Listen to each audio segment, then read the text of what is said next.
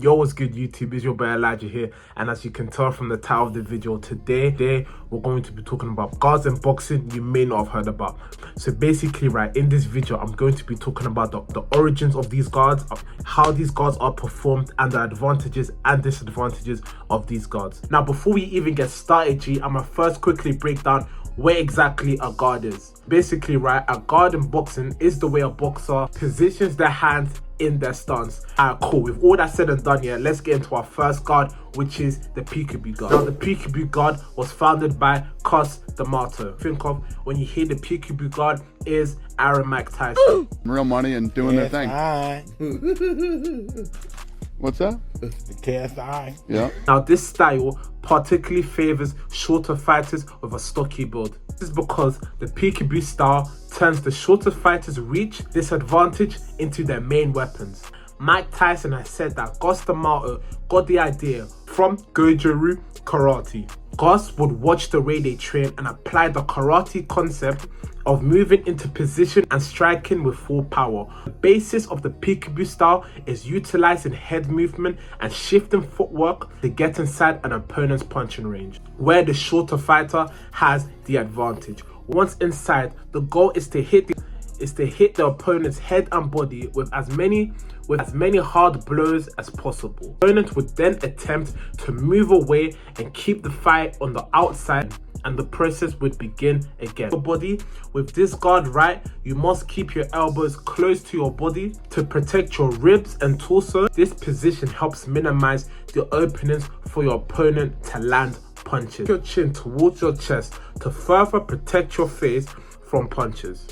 Head movement is also really important. This includes subtle shifts in position, slips, rolls, and ducks to evade incoming punches. Now let's go over the advantages and disadvantages of this guard. When it comes to the peekaboo guard, right, it may not be suitable for all fighters as it requires a certain level of agility and flexibility. Fighters with larger frames or limited mobility may find it challenging to effectively employ this guard. Second disadvantage, right, is that your fists are blocking your downward vision, leaving you susceptible to sneaky uppercuts. Advantages of this guard, right, is that it protects a fighter's body more than traditional stances. Using this stance covers more of your body, making you feel more protected. Movement also allows a fighter to evade straight and hook punches. And a third advantage is that the constant pressure of this style can exhaust an opponent and open up strikes to finish the fight. This guard that we're going to be talking about is the Philly shell guard.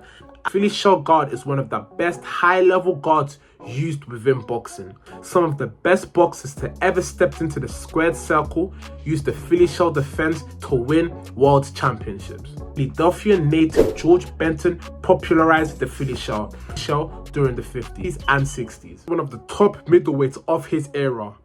However, he never got a shot at the title due to boxing politics. Benton would have a record of 62 wins, 13 losses, and 1 draw, with 37 of those wins being knockouts. Benton would switch over from boxing to training boxers after his career. Through his fighters like Pernell Whitaker, Philly shell became a popular guard used by great defensive fighters. Whitaker would go on to win world championships in 4 different weight classes. Now, when it comes to the Philly shell guard, you stand more sideways with your lead hand across your body and back up. Your lead shoulder is also lifted a little higher with your head back. Connecting all these parts of the guard together creates a sort of shell where the guard gets its name. After the Philly shell was popularized during the 1980s, high-level boxers began adopting this style of boxing guard. Fighters like Bernard Hopkins would have a career that spanned over 4 decades, which is crazy when you really think about it. One of the main reasons for his longevity in boxing was his use of the Philly shell. And arguably the greatest boxer of all time, Floyd Mayweather, has also used the Philly shell. Hey, you're 40! Get that fucking phone out of your hand like a fucking kid! A 40-year-old man! What the fuck? But when it comes to Floyd, right, the foundation of Floyd's defense is the Philly shell with some subtle variations. After breaking his hands early in his career, Mayweather would become more of a defensive fighter. Mayweather basically creates an angle with his body that allows him to evade attacks with his footwork. Fighters using the Philly shell typically keep their knees straight, but Mayweather prefers to bend his knees. Keeping his knees flexible makes him more mobile and makes it easier to pull away or dip downwards. Mayweather also uses his lead shoulder differently. He keeps it directly in front of him, using it to catch and deflect jabs. Now let's go over the advantages of the Philly shell guard. One of the advantages of the Philly shell is that it primarily protects the head, chin, and torso, which are crucial areas vulnerable to punches. A second advantage is that positioning of the arms and torso in the Philly shell allows for quick counters. Now let's go over the disadvantages. The Philly shell takes longer to correct. You'll be having to work on your core muscles a lot because they are what facilitates the upper body movement. A second disadvantage is that it can be an issue with your weight being centered on your back foot, making it harder to pivot after the roll. Now the third guard we're finna talk about is the cross-arm guard. Now it is evident that the cross-arm guard has its roots in bare knuckle boxing, even though its exact origins are unclear. Unfortunately, as time went by, the cross-arm guard became abandoned because of simpler techniques like the high guard. A very famous fighter that has used the cross-arm guard is Big George Foreman. Now George Foreman retired in 1997 at 48 with a final record of 76 wins, 68 being by knockout and 5 losses.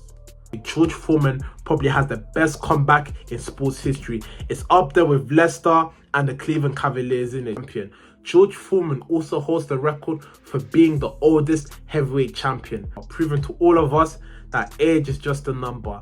Now, before you man take that in the wrong way, G, I am not talking about consent. Before you man try to twist my words in it, G, I am not on that R. Kelly business or on that Diddy business, yeah. The cross-arm guard for orthodox boxers has the right arm crossed over the left arm, with the right hand over the left shoulder and left hand under the right tricep. And if you watch Creed 3 anyway, you would have seen Jonathan Major's character Dame use this guard. Unpopular opinion, yeah, but I thought Dame should have won that fight. But let's get back into the video. Let's go over the advantage of this guard. Now, when it comes to the cross-arm guard, right, one of the biggest advantages is that it protects your head and chin. You take lesser damage from your opponent's blows as there are few gaps in the guard. But one of the disadvantages of this guard is that it leaves you somewhat vulnerable to body shots. Cross-arm guard does protect your head and chin, however, it leaves you nothing to protect your body. Now, the fourth and final guard that we're going to talk about is the high guard. The high guard in boxing can be traced back to the early development of modern boxing techniques, as the sport has evolved significantly over the centuries. Boxing evolved into a more organized and regulated sport in the 18th and 19th century. Fighters began to develop more sophisticated defensive strategies to protect themselves from punches. With the introduction of gloves, fighters had more protection for their hands, allowing them to adopt defensive positions like the high guard. Fighters that you've probably seen use the high guard are Canelo Alvarez and Lomachenko. The high guard is performed by squaring your shoulders.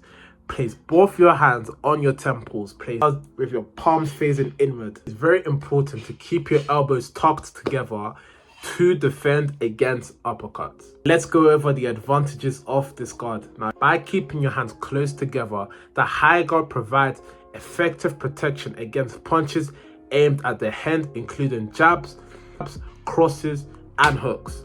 Another great advantage of this guard is that fighters can use this guard to march down opponents. Now the disadvantages of this guard is that the guard requires more energy holding up your arms than all other guards. And a second disadvantage of this guard is that you can, with your hands being positioned close to your face, you may have reduced peripheral vision. But with all of that said and done, right guys, I really hope you guys enjoyed this video.